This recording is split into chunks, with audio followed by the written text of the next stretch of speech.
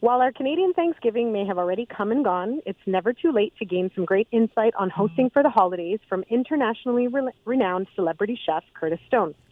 If the thought of prepping a turkey dinner, especially for the first time, has you feeling a bit chicken, take a listen to the delectable advice this best-selling cookbook author and restaurateur has to offer.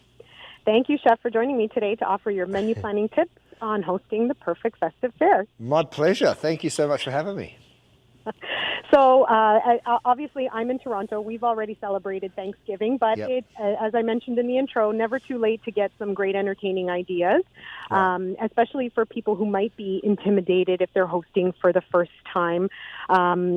What can you do to ease them into preparing for a feast like Thanksgiving? Look, I think whether it's Thanksgiving or Christmas or any other holiday, to be honest, when you're cooking for a large group of people, quite often you have to think to yourself, well, what can go wrong, okay? And that is quite a lot, right? When you're doubling up, you may be cooking a bigger piece of meat, whether it's a turkey or a big standing rib or something that's just a bit out of your day-to-day. There's some genuine fears around doing those big meals because you're probably also doubling, tripling, quadrupling the size of the dining party, right? Because the whole family's getting together, which is the awesome part about it.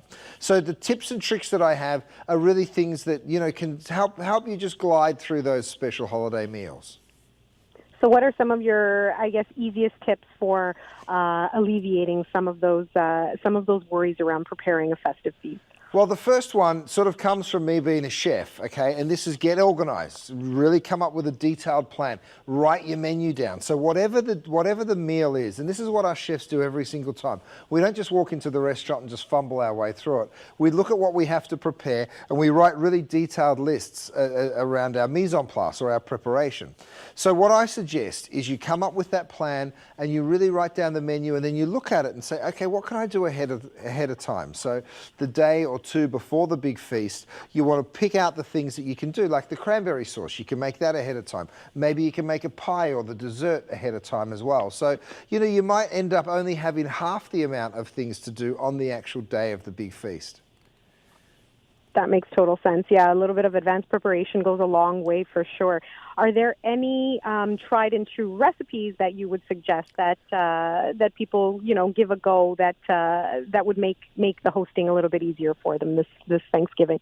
Absolutely. So if you're going to do a turkey or even a chicken for that matter, brining, I say, is really important. So I make a brine out of cranberry juice, some water, some sugar, some other aromatics. You submerge your chicken or your turkey or whatever it is that you're doing in that brine. You leave it for 12 hours or so overnight.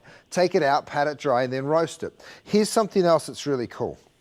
It's called a digital reed thermometer. You plug in the probe part to the thickest part of the turkey or the standing rib or the leg of lamb, whatever it is that you're going to roast, and then you'll get a digital readout of what the temperature is in the core, meaning the core temperature of the protein that you're roasting will actually come up here on the screen. You can even preset this one to exactly what you can say, I'm going to cook roast beef and I want it to be medium rare, and this will tell you, okay, well, to get that, you need to get the core temperature to 135, and once it hits 135, it'll beep and tell you to take it out of the oven. So it kind of makes your big holiday feast a little foolproof. So this is a really good investment for the holidays.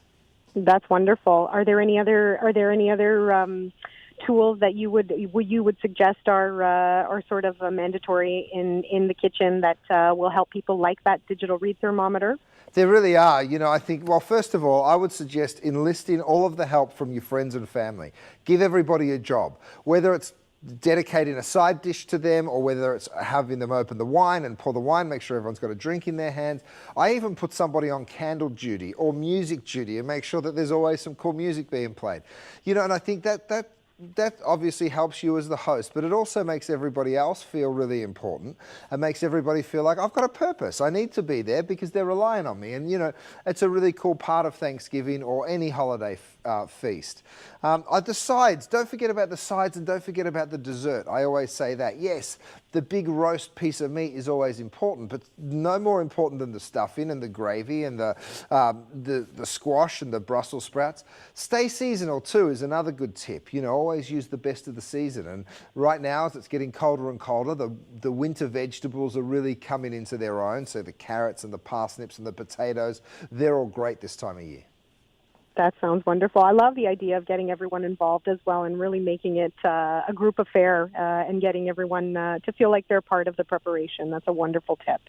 How do you stand on, decor? Should the table be overdone, or should the food be the item that stands alone when you're prepping for a feast like that?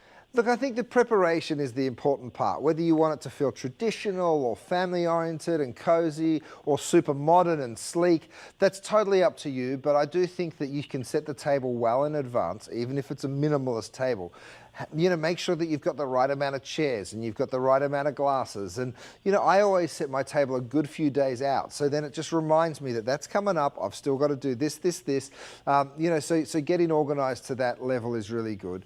In fact, this year for Thanksgiving here in the States, what we've done, which is really cool, is I've teamed up with Ocean Spray. And what they've done is created the Cranmar. Now, my grandmas taught me how to cook. I ended up naming my restaurants after my grannies. But the Cranmars are real grandmas of cranberry producers or cranberry farmers. So the great thing about this, and there's farms all through Canada and all through Northern America as well. The great thing about this is you can reach out via Facebook Messenger. So you go to Ocean Spray, Facebook Messenger, and you can ask these cranmars a big swagger of questions around holiday eating and different things to do with cranberries, which of course are right in the middle of their season right now. That's amazing. What a wonderful tool that people can access. Isn't it cool? That's amazing. So, are they? Do these wonderful cranmas also offer recipe ideas and some of the delectable sides you were talking about? Can they give us some advice on prepping some of those things? They sure will. They're so adorable, these cranmars. I just met a bunch of them up in New York when we were up there. We set up the bog in Rockefeller Plaza outside the Today Show, which was really fun. So, you can totally rely on them for some ideas. I've also got a bunch of recipes and tips myself that we've put together with Ocean Spray, Thanksgiving.com. So if you go to that wonderful website, there's lots there too. Fantastic. So we'll definitely be directing people to those sites to learn more. And just on a final note, I know that you being of Australian descent, coming to America, the whole tradition of Thanksgiving. What's your favorite part of it? My favorite part is the truth is, at Thanksgiving, there's nothing else to do but be thankful and eat delicious food, okay? You don't have to go to church in the morning, you don't have to give out gifts in the afternoon. It's just a delicious meal, and it's such a fabulous day. So to me, there's nothing more special than sitting around a table and just saying what you're thankful for. We take it in turns at our house, and it's really cool because you quickly realize that there's all sorts of things that we're all thankful for, and we're very, very lucky. And then the beautiful food. Of course, I've got a sweet tooth, so the bread and butter pudding with chocolate and cranberries, that's a winner.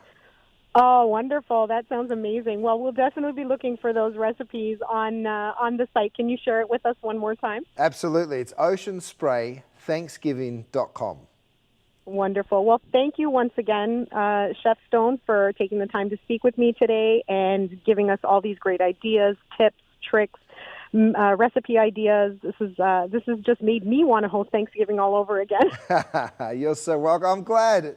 That's the idea. And the truth is, Thanksgiving doesn't have to come once a year. We can do all of these different dishes time and time again. Wonderful. Thank you so much. Lovely chatting to you.